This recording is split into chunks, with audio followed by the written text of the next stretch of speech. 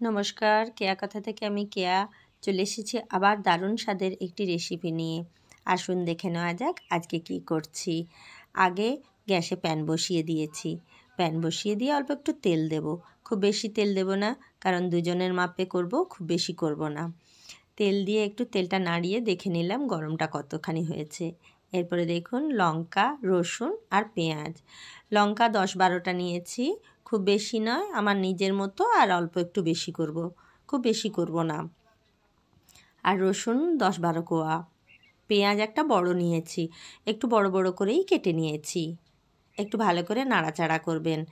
আর এই সময় গ্যাস খুব একটা বাড়াবেন না, কারণ লঙ্কা আছে গোটা গোটা, ফেটে যেতে পারে। ফেটে গেলে চোখে মুখে ঢুকে গেলে খুব খারাপ হবে। তাই হালকা গ্যাসেই করে নিচ্ছি। অল্প একটু লবণ দিয়ে দেবেন। লবণ দিয়েও খুব ভালো করে নাড়াচাড়া করে নিচ্ছি।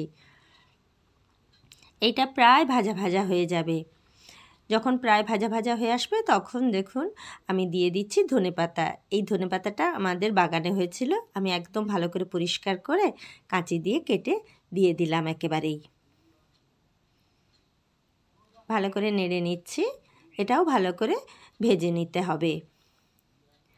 সব ভাজা হয়ে গেছে, এবার একটা মিক্সিং জারে নিয়ে নেব।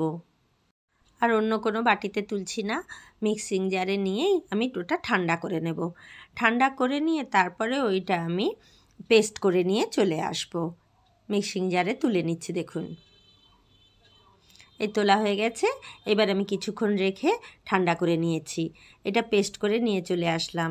এবার পেস্ট মানে কি একেবারে প্লেন করিনি, অল্প একটু দরদরা ভাব রেখে পেস্ট করেছি।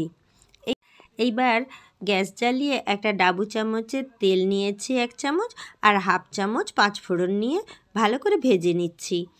5 ফোড়নটা পুড়ে যাওয়ার আগ পর্যন্ত কিন্তু ভেজে নিতে হবে। তারপরে এইটাই মিক্সচারের ওপরে দিয়ে দিচ্ছি। ঢেলে দিয়ে এইবার ভালো করে মিশিয়ে নেব।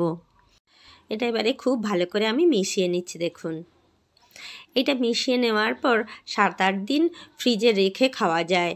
আর এই খাবারটা মুখটা একটু মেরে দিলে, জ্বর হলে, মুখটা মরে গেলে এইটা খেলে খুব ভালো লাগে খেতে, মানে মুখের খুব আরাম হয় আর কি।